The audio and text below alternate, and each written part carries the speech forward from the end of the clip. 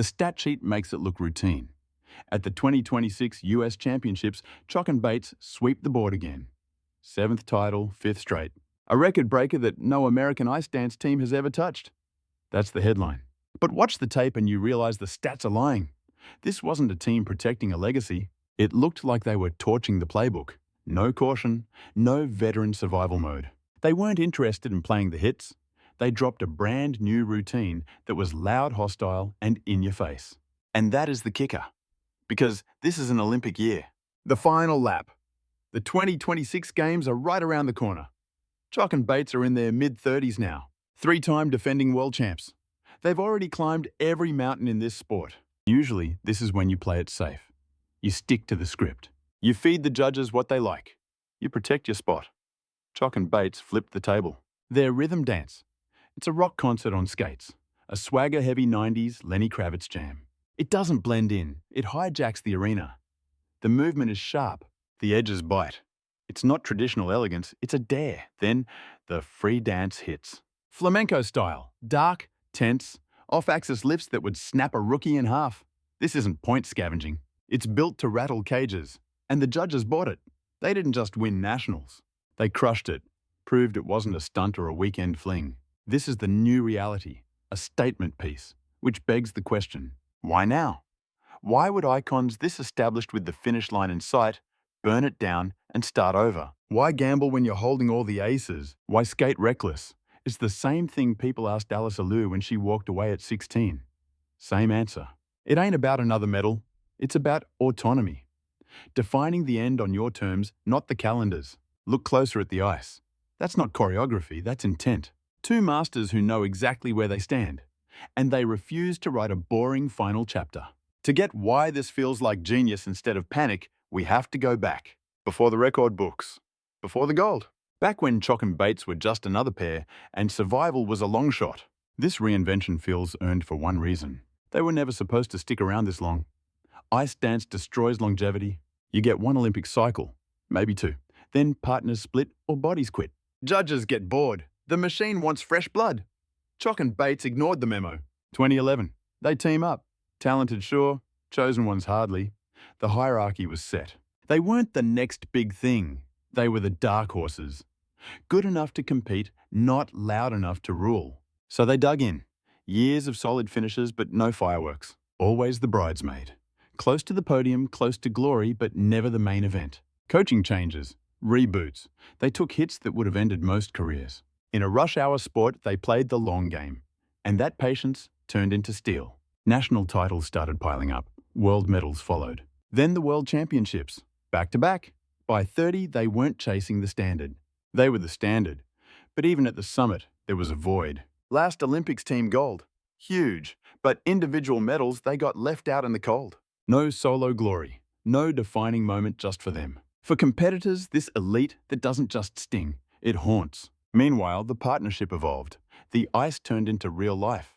Teammates became spouses. A marriage forged in the fire of competition and travel. That shifts the dynamic. Quitting isn't just a career choice anymore. Neither moves an inch without the other. One bad season cuts twice as deep. Every risk is split right down the middle. Comebacks aren't just about the scoreboard. Their longevity isn't just physical grit, it is emotional warfare. They figured out how to fight without breaking, how to lose without letting the poison in, and how to win without losing their souls, learning to separate who they are from what they score in a game that begs you to confuse the two. You can't rehearse that kind of chemistry. You have to live through the fire to get it. That is why, while the rookies flashed and faded, Chock and Bates remained. Still climbing, still sharpening, refusing to become a nostalgia act. You look at them now, record breakers, world champs, Olympic heavyweights, and think this was the script all along. It wasn't. This legacy wasn't built on luck. It was built on the grind. And grinding gives you the one thing young athletes don't have clarity. The freedom to ask the only question that counts. Not, can we still take gold? The real question is, how do we want to skate when the lights are brightest? That is the shift this season. They aren't defending the fortress. They are opening the gates. And that confidence lets them take the kind of creative gambles that terrify most skaters once that Olympic countdown begins. What sets this season apart isn't just that Madison Chock and Evan Bates swapped out their music, it is the execution. This isn't a minor tweak. It isn't a remix of the greatest hits. It is a calculated departure from the very blueprint that put gold around their necks. Take the rhythm dance. The rules boxed everyone into the same decade, same vibe, same handcuffs. Most teams saw a math problem to solve. Chock and Bates saw a spotlight. From the opening riff of that 90s rock medley, the energy is aggressive, posture massive, edges razor sharp. They aren't trying to squeeze into the box. They are blowing the box apart. The swagger isn't a mistake, it is the mission. They are projecting out to the cheap seats, not shrinking for the technical panel. That is crucial because on this ice presence is the razor-thin line between being great and being untouchable. Then you get the free dance, the manifesto. This is where the trust pays off. Flamenco-inspired motion demands total buy-in. You can't phone this in. Every edge must dig deep. Every gesture must snap or it looks cheap. Throw in moody, modern atmospheric tracks, and suddenly you are walking the tightrope between heritage and avant-garde. That is high-wire skating, especially when you are in your mid-30s. The lifts are wilder drifting off axis. The lines hold for an eternity. It requires a level of power and nuance that the kids usually try to cover up with raw speed. There are seconds where the routine almost dares gravity to intervene. That is the hook. They aren't chasing the competition. They are doubling down on their own game years of rhythm, years of telepathy, knowing exactly how far the envelope bends before it tears. This program turns mileage into a weapon, not a weakness. When they dropped this at Nationals, the room shifted.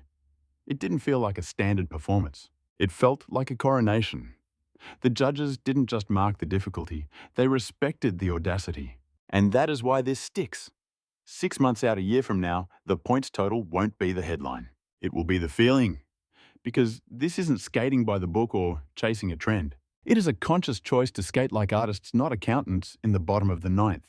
You only make that call if you believe in the 15 years of sweat equity you have banked. If you trust your partner enough to go rogue when the world expects you to play it safe, that is the magic here.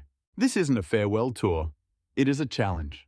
A warning shot that even at the finish line with the history books written, Madison Chock and Evan Bates refuse to fade out. They are skating like they want their final chapter to be the one that haunts you. Not because it was clean, but because it was brave. And suddenly it all makes sense. When they hit the ice in this Olympic cycle, they aren't chasing a ghost. They are running from one. Running from the near misses. From the cycles where they were good, but not the chosen ones. From the silent burn of knowing you are world class, but still chasing that one defining moment that lives forever. The run-up to the 2026 Winter Games hits differently this time around. They are not hunting for approval anymore. They own the throne. 7 national crowns. World titles on lock. A resume so stacked it does not need another bullet point. So the narrative flips. It is no longer about securing the win. It is about defining the legacy. Most veterans at this level play defense. They shield the reputation. They guard the body. They protect the empire. But Chock and Bates? They took the rocky path. They picked raw expression over a safety net. They locked into routines that demand soul, not just mechanics. Choreography that fails without total surrender. Exposed, raw, letting the chips fall where they may. That is calculated. It is a mental evolution. When you have weathered the storm together, this long survived the grind of life and ice, the terror of defeat dissolves. And in that void, a dangerous beast wakes up. Freedom. The guts to go massive, license to gamble, faith that the bond is ironclad enough to handle the fallout. That is why this set does not feel like a swan song. It feels like a declaration. Refusing to skate like legends guarding a museum, but like artists with fresh fire in the belly. That makes this story timeless. 6 months out when you click play, the records might be stale, the numbers might blur. The rankings shift, but this specific second holds weight because it captures a rare beast in athletics. That realization that the ultimate power move in the fourth quarter is not gripping tighter, it is letting go. When Madison Chock and Evan Bates step onto Italian ice, the result counts. Hardware always does. But the legacy already cemented. They proved that, 15 years deep with the trophy case bursting, you can still pick reinvention over the rocking chair. And in a game obsessed with expiration dates, that might just be the boldest maneuver of all.